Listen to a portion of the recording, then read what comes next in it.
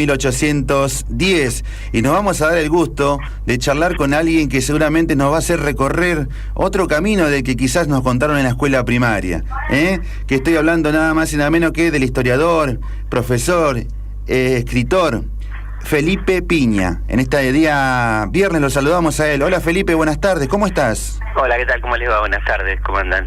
Bien, Felipe, muchísimas gracias por atendernos en este día muy particular porque es la previa, estamos sin embargo transitando la semana de mayo y me imagino que te habrán llamado de todos los medios para charlar contigo y repasar un poco la historia, ¿no? Sí, ocurre siempre por esta fecha, pero bueno, es un gusto y creo que es importante porque últimamente estas fechas están pasando desapercibidas, ¿no? Digamos, y creo que es importante mantener la memoria y honrar a aquellas personas que iniciaron el camino, ¿no? Por el cual estamos transitando y seguimos transitando hacia un país justo, hacia un país libre. Eso fue lo que pretendieron los hombres y mujeres de Mayo, ¿no? Bien, entonces, Felipe, para arrancar y repasar un poco, yo dije la formación del primer gobierno patrio. ¿Qué podemos contar de lo que no sabemos? Porque quizás leímos los libros que nos enseñaron en la escuela primaria y por allí muchas curiosidades que no sabemos de lo que pasó, por ejemplo, un 24 de mayo de 1810.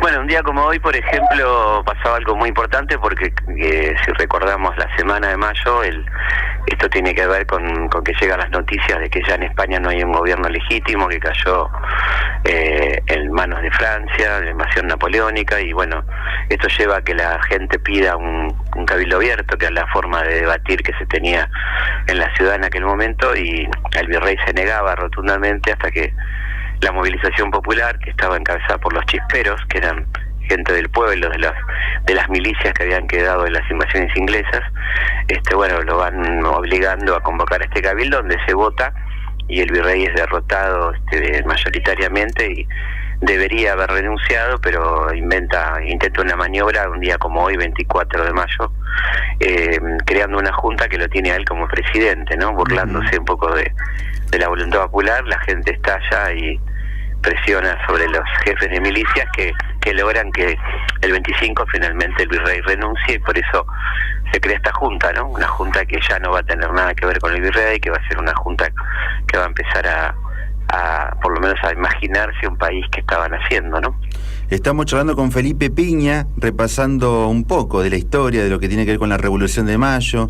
Y Felipe, y por ejemplo, hay un libro que vos escribiste que se llama La vida por la patria, de Mariano Moreno. ¿Qué papel jugó Mariano Moreno en aquella Revolución de Mayo? Bueno, él es uno de los motores, ¿no?, de la revolución, un hombre clave que va a ser secretario de Guerra y Gobierno de la Junta y va a ser el impulsor de las políticas de cambio de la revolución, ¿no? Creó la Gaceta, el primer periódico de la patria, impulsó los derechos de los pueblos indígenas, de las mujeres, bueno, intentando en poco tiempo, porque su vida política es breve, porque va a ser desplazado del poder en diciembre, de mayo a diciembre, hacer la revolución dentro de la revolución, ¿no? Lo cual no iba a ser fácil porque los sectores conservadores desde ya se iban a oponer con toda la fuerza, ¿no? Y que estaban encabezados por Saavedra, así que comienza también una etapa importante de idas y vueltas, ¿no? En ese contexto. Y bueno, la verdad que también comenzaba un periodo muy largo de 6 años de marchas y contramarchas, hasta que finalmente llegamos a la independencia de Tucumán, pero en el medio pasaron muchísimas cosas, ¿no? A partir de 1810. Lo dice Felipe Piña aquí en Radio Tilra, FM 96.1 de General Rodríguez.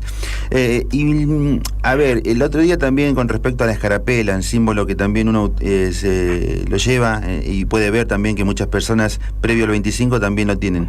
Frenchy Beruti, las escarapelas no eran celestes y blancas, ¿no, Felipe?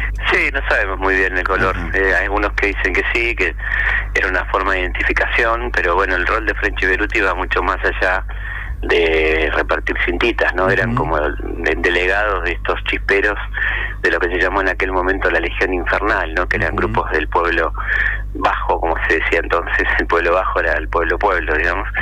Y bueno, tuvieron un rol muy importante, incluso en el 22 de mayo, tratando de que la votación sea correcta, que no haya fraude, ¿no? Que se cumpla lo que la gente deseaba, era que el virrey renuncie lo antes posible, ¿no? Que eso es lo que se logra un día como el 25, ¿no?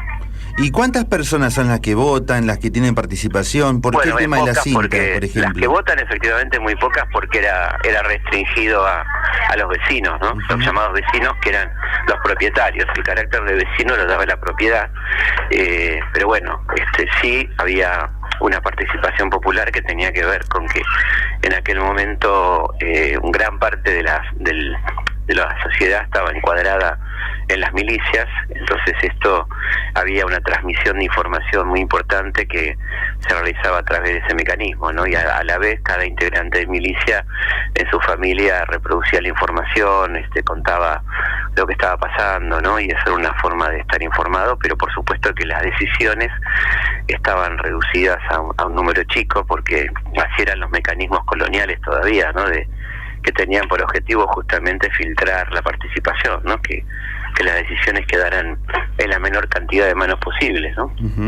Y, por ejemplo, Manuel Belgrano también tuvo participación en esa fecha, ¿no? En esa fecha. Sí, un día como hoy, justamente es el día que cuando él se entera de la actitud del virrey, él dice que si a las 3 de la tarde del día siguiente no renuncia, él lo va a tirar por las ventanas de la fortaleza, ¿no? O sea, con mis propias manos, dice.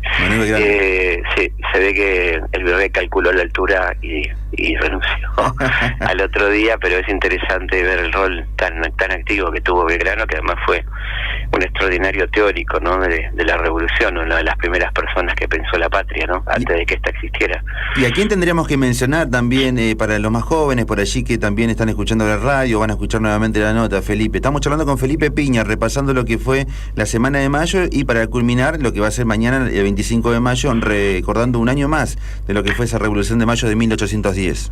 Bueno, yo creo que Juan José Castelli, que fue el gran orador de la revolución y que luego fue el que llevó la revolución al Alto Perú, ¿no? Encomendado por Mariano Moreno, un hombre realmente notable, primo de Belgrano, y un tipo de ideas realmente de avanzada, ¿no? Un personaje muy importante que prácticamente no se lo recuerda, justamente seguramente por su incorrección política, ¿no? Por ser un tipo realmente revolucionario. Y para terminar, y por supuesto agradeciéndote tu tiempo, Felipe Piña, charlando aquí en Radio Tilra, en el programa La Revancha, Otra Chance, de General Rodríguez. Felipe, ya ahora, en estos tiempos, al principio me mencionabas como que no se menciona mucho estas fechas. ¿Qué mirada tenés con respecto a la actualidad en cuanto a esta fecha, cómo estamos transitando en esta época, en este año 2019, y recordando, ¿no?, lo que fueron nuestros patriotas de aquella época? Bueno, creo que evidentemente a este gobierno la palabra independencia le causa una gran incomodidad, ¿no? Y las fechas patrias pasan prácticamente inadvertidas. Fíjate lo que pasó con el bicentenario, nada menos que el bicentenario de nuestra independencia en el 2016, ¿no? Donde no pasó nada, donde hubo un desfile de mala gana, donde el presidente ni siquiera quería ir al desfile y donde el único invitado fue el rey de España, ¿no? O sea, una cosa, un contrasentido absoluto. Invitar al rey de España para conmemorar nuestra independencia, ¿no? Y creo que no se lleva bien con la historia, ¿no? Es un gobierno que no le interesa la memoria desde ya en ninguna de sus formas, y personajes como San Martín, como Belgrano, como Moreno, como Castelli le causan una profunda incomodidad, ¿no? Porque son la antítesis de lo que propone este gobierno, sin duda, ¿no?